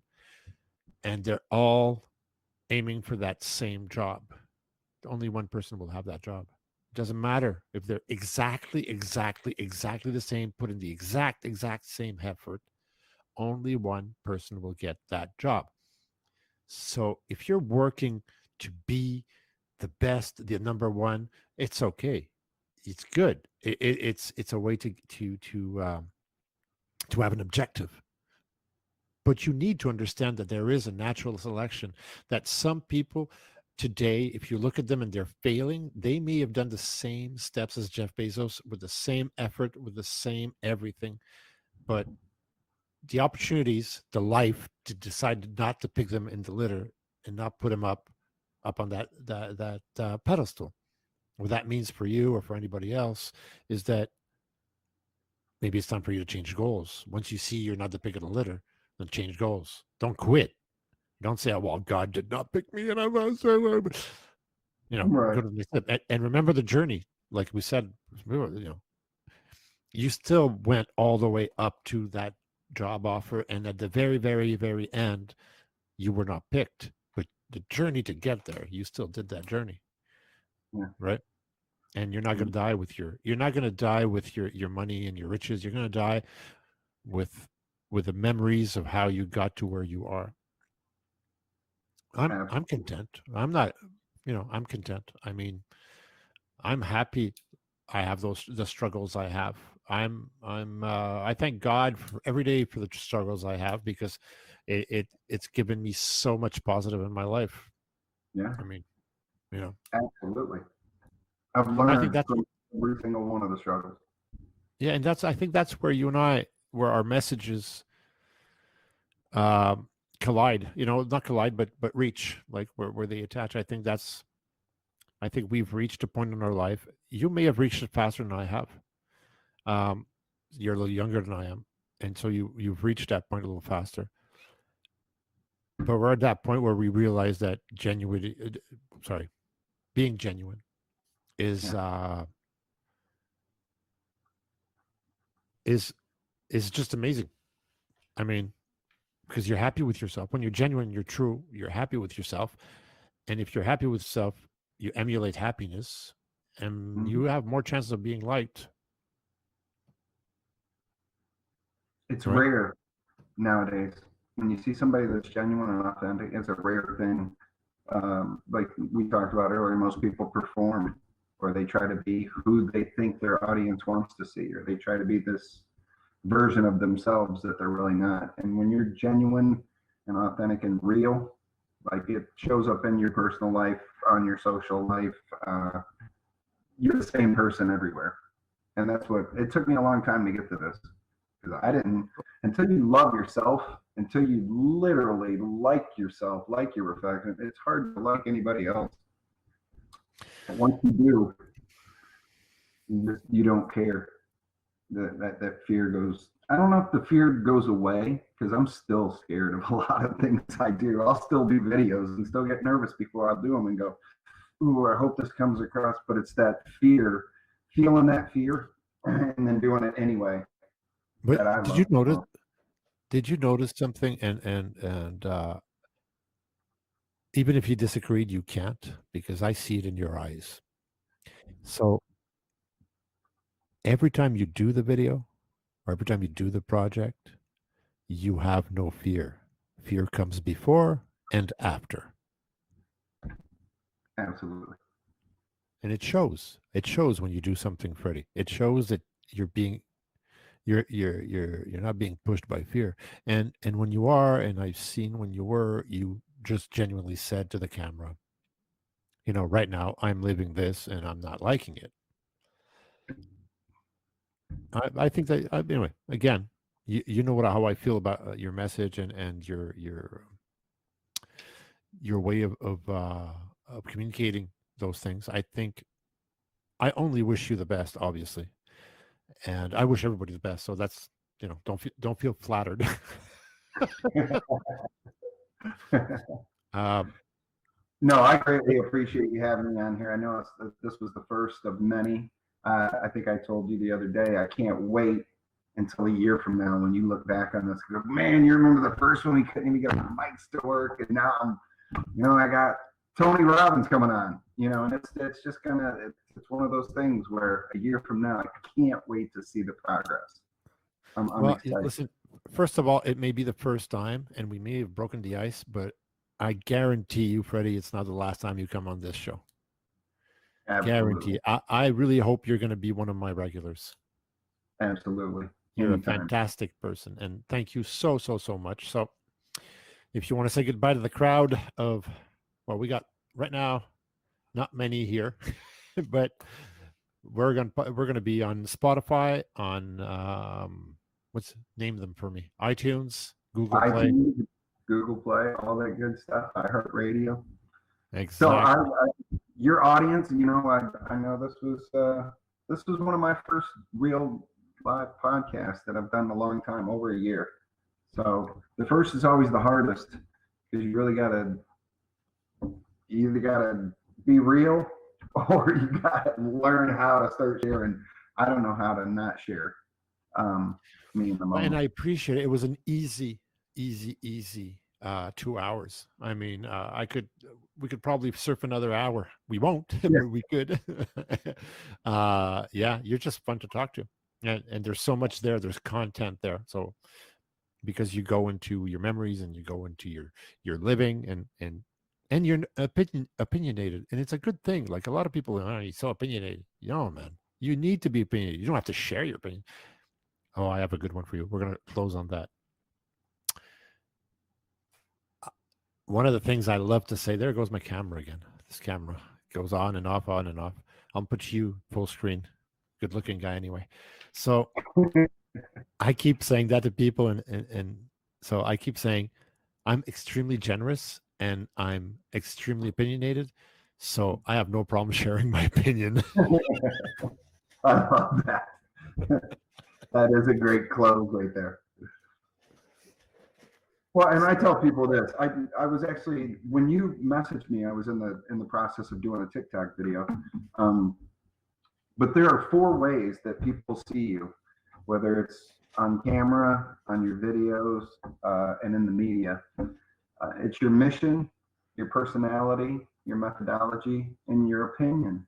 And if you can learn how to intertwine all those into your videos, it'll really start coming. You'll really start getting some eyes on you. But the number one is sharing your opinion, starting your videos with your opinion. I agree with you. Hey, how about we close on a really crazy question that you're going to hate answering? Awesome. Do you feel there's a good candidate for the presidency of the United States?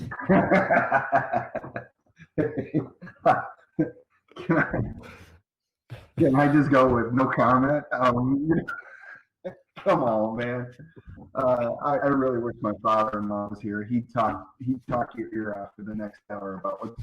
Hey, it's a simple question. It's a yes or no answer. Do you think there's a good candidate? You don't have to tell me which one. Do you think there's a good candidate there? Do you think either one of those guys have a promising? Doesn't have to be. You don't have to tell me which one. No. Thank you. We're on the same. I'll tell you this, okay? I'll tell you this to all my American friends, and you guys know I love you. I mean, I lived in the U.S. I lived in Vegas. Well, I didn't live in Vegas, but I was there, like almost often enough to say that I lived there. Right. Miami, etc. I love those places. You have no idea how much the entire world, like you're this big, right? In a world this big, and everyone else is looking at your country saying, holy crap, they're insane. Holy crap. Something is just not working right now. Their president, I mean, nobody but you guys respect your president. And when I say you guys, I mean not even half of you guys, but the voting ones.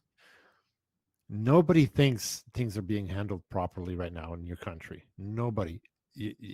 And I understand your ego, and I'm not talking to you, Freddie. I'm talking about the all American friend, all my American friends. I understand the ego thing. Yeah, I'm American. We're the best. You are no longer the best country in the world. Just so you know, right now at this very moment, you're not showing. You're not showing to the world that you're the greatest country in the world. When you have Putin laughing at your president and saying, I don't know where he's heading, and everybody thinking that he's in cahoots with him. By the way, I don't think Putin respects Trump enough to be in cahoots with him. I agree with that. Yeah. Yeah, you guys need a wake up call. And when the only great idea to have is to bring Joe Biden against Trump. I mean, if that's the ultimate candidate to get Trump out of his seat, wow, you guys have I don't know what to tell you. I mean, there's got to be a nice person out there that you want to provide, right? How about just forming new parties with actual, less extremist ideas and come back to a centered level? I mean, in all, all of us, every single one of us are liberal at heart. Did you know that? Because liberal, by definition, means compromise. Absolutely. So I don't know, man. I'm just happy I'm Canadian today, and we're not so great, by the way, but we're doing a little bit better. All right, buddy. So all right, have an incredible weekend, my friend. Thank you for having me on. I want to thank your audience. If there's anything I can ever do to help you, or if you ever need anything, don't ever hesitate to reach out to me. Well, you know what? There's a good chance that, like I said, I'm going to invite you back, and I hope we're going to work together in the future. And I just think you're a great person, and you deserve to be known. And on that note, I want to wish you a wonderful evening. Oh, and congratulations on being yet again a father of a lovely daughter. Well, I know she's going to be lovely. I mean, you're a great-looking guy, and your wife has no taste, but she's sweet. Blind and deaf, but at least she married you. Right, there we go. I got lucky. Yeah. All right, buddy. So take care of yourself. Have a good one. Everybody, go check out Freddie. Go check out Freddie on his well, he's on LinkedIn, he's on Instagram, he's on Facebook, he's on TikTok, and his TikToks are really fun. I mean, seriously. So check him out. Freddie Ward Jr. I love this guy. I really love him. And as you can see by this long conversation, he is worth talking to. So have fun. I'll see you next week, next Thursday, same place, same time, and with a new guest. And this one I know already. His name is Nicholas Andromedis. He lives in LA. He is into real estate. The guy is a numbers guy and has worked and done the numbers for huge companies such as Sony and other companies. So you will learn a lot from him too. He is now left that business to go into real estate. He is also a childhood friend, and I can't wait to talk to him. So everybody tune in next week. Thank you for being on my show. And don't forget, when you're arguing, you got to remember, everybody's always right. Take care. Thank you, everybody.